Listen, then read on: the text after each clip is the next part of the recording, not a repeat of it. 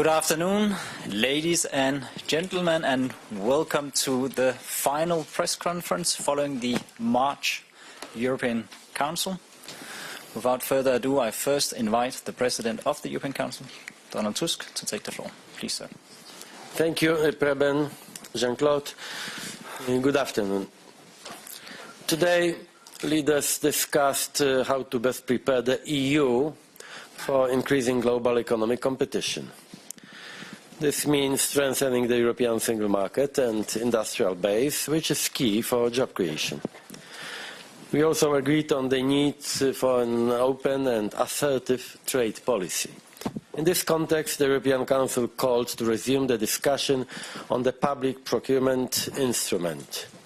We want to reinforce European capacity to deal with technology, theft and cybersecurity threats, and we look forward to the Commission's recommendation on the security of 5G networks.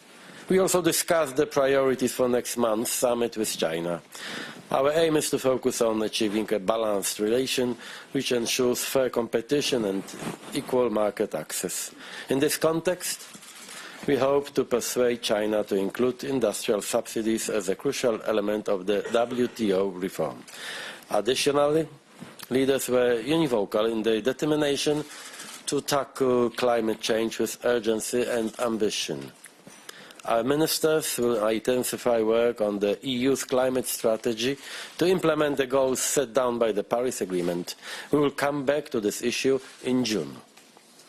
As regards Brexit, the European Council formalised last night's decisions by the EU 27 and the UK to delay the cleavage and allow for an extension.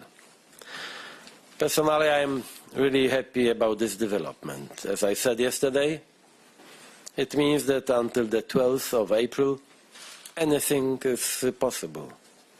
A deal, a long extension, if the UK decided to rethink its strategy, or revoking Article 50, which is a prerogative of the UK government. The fate of Brexit is in the hands of our British friends. We are, as the EU, we are prepared for the worst, but hope for the best. As you know, hope dies last. Thank you. Thank you. And now President Juncker of the European Commission. Oui, Monsieur le Président, mes chers amis, nous n'avons pas seulement parlé du Royaume-Uni, mais aussi de la Chine.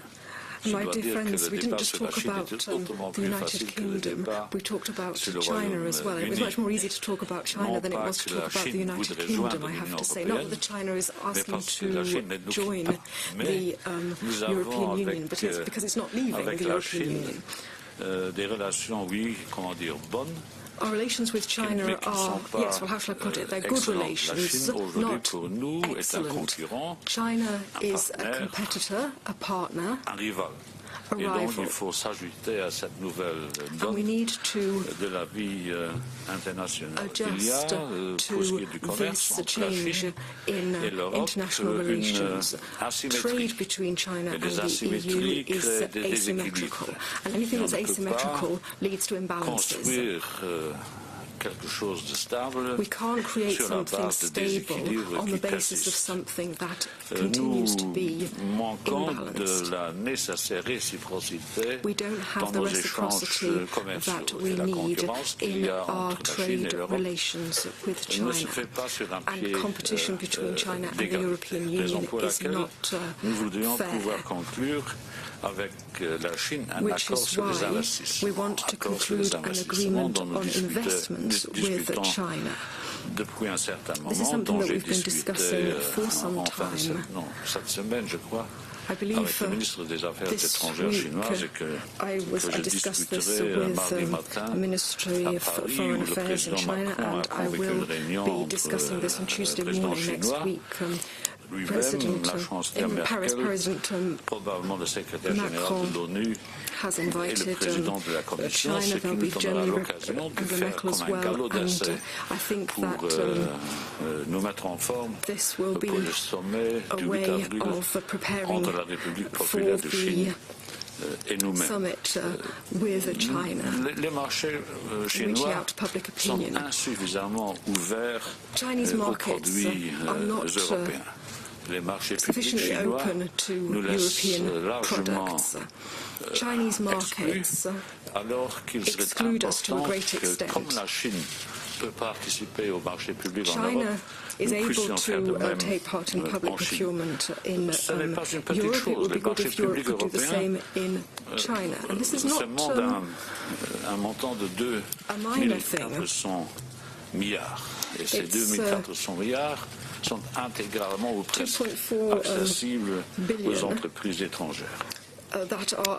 Alors qu'il faut à la vérité de dire que sur les 8 000 milliards d'euros que représentent sur un plan global les marchés publics, l'Europe n'en bénéficie qu'à hauteur de 10 milliards d'euros, donc il y a du travail à faire.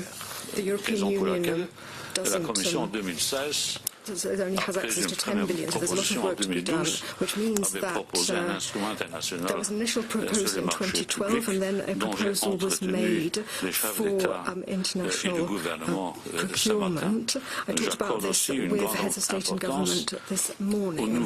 Something else that's very important is a new framework for investment screening. This is a very important instrument which will mean offerte, mais bien sûr une économie ouverte qui exige de ses partenaires de connaître les mêmes règles et les mêmes principes lorsque nous nous présentons sur d'autres marchés que trouvent sur le chemin ceux qui se présentent sur nos marchés. Si nous avions déjà eu ce mécanisme de screening qui entre en vigueur, je crois, le 1er avril de cette année, ce mécanisme nous aurait permis de couvrir 83% des investissements we could have covered 83% of Chinese foreign direct investment in 2018. So this is a major issue. Now I can see that you're impressed, but I suppose that you won't be for long. Okay, thank you. I open the floor for questions. I think Christian was the first. Please, sir. Oui, bonjour, Christian Spielmann de l'AFP. Vous avez parlé tout à l'heure de la sécurité sur la 5G. Vous allez rencontrer les Chinois il n'y a pas dans quelques temps. Je voudrais savoir s'il faut bannir le groupe Huawei des marchés de la télécom et de la 5G en Europe, ou si vous n'avez pas du tout les mêmes visions que les États-Unis et l'OTAN. Et si vous me permettez une deuxième petite question annexe, est-ce que c'est sérieux de parler de désinformation comme ça sur la fin d'un sommet alors que le sujet est très très important?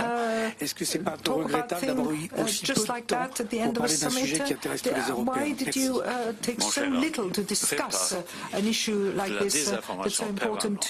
La rumeur répondait, c'est-à-dire qu'on parle de la désinformation in fine d'une réunion, alors que vous savez pertinemment que ces décisions se préparent de longue main. Et donc il y a eu tout un processus d'élaboration qui a eu lieu au cours des mois écoulés, qui nous a permis de nous mettre rapidement d'accord sur le texte concernant la désinformation. J'ai vu, comme je le disais, le ministre des Affaires étrangères chinois il y a peu. Curieusement, il n'a pas mentionné le 5G. Et curieusement, je ne le vais pas le mentionner aujourd'hui.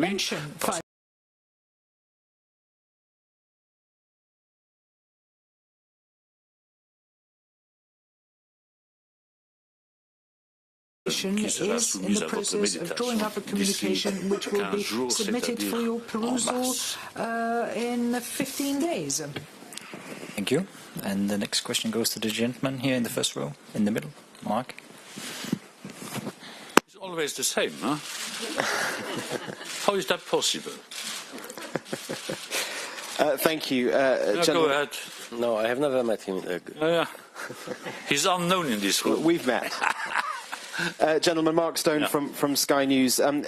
You seemed, and you still seem, in fact, almost giddy at the result that you came up with last night on Brexit. But essentially, you have simply kicked the can down the road again. Given the pattern that we see from Westminster, are the chances not still just as high of being on the eve of no deal on the 11th of April? And a second question, if I may. You've celebrated the 25th anniversary of the European Economic Area today. Do you expect you'll celebrate the 26th birthday with the UK present? The road the can has in perspective is a very short one. Yeah, I think we are not the best address for this question. You know, we were, and we will be also really determined to achieve the best possible deal. But almost everything is now in the hands of the British Parliament and Theresa May's government. But you'd like the UK to be there? I think that you know my position.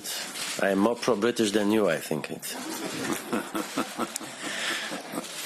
Thank you. And the next question goes to the lady on our right, Gabriela. Thank you, Gabriela Baczyńska, Reuters. Sorry to be asking you a question about an issue that was not directly on your agenda, but the world doesn't stop when EU summits take place. It's about Golan Heights and US President Donald Trump's declaration that he wants to recognize the sovereignty of Israel over the territory. It looks like it's a statement that would mark a sharp change of policy from the US on this delicate issue and in the middle of a political campaign in Israel. So where does the EU stand, and does it change the EU's position in any way? Thank you. We didn't discuss this today, but because the EU's position is well known and has not changed, this is why it wasn't a topic for our today's discussion. I think that Mrs.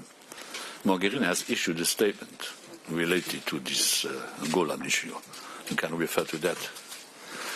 That's great. And then a very last question. I think, David, I had you. The gentleman here in the middle. Thanks. David Herzenhorn with Politico. I was struck for both presidents, by your comparison to the discussions about China and the discussions about the UK, both potential partners but also potential rivals in the future. And I wonder if you could talk to us a little about, is the EU tough enough to handle these rivalries, or put another way, does China respect investment screening or naval ships in the South China Sea? It's maybe more for Jean-Claude. I'm mentally not able to treat today equally the UK and China. You know, it's and for me, the UK is still a member of our family, not a rival. By the way, I didn't compare China to Britain, but I'm admiring your sense of humor.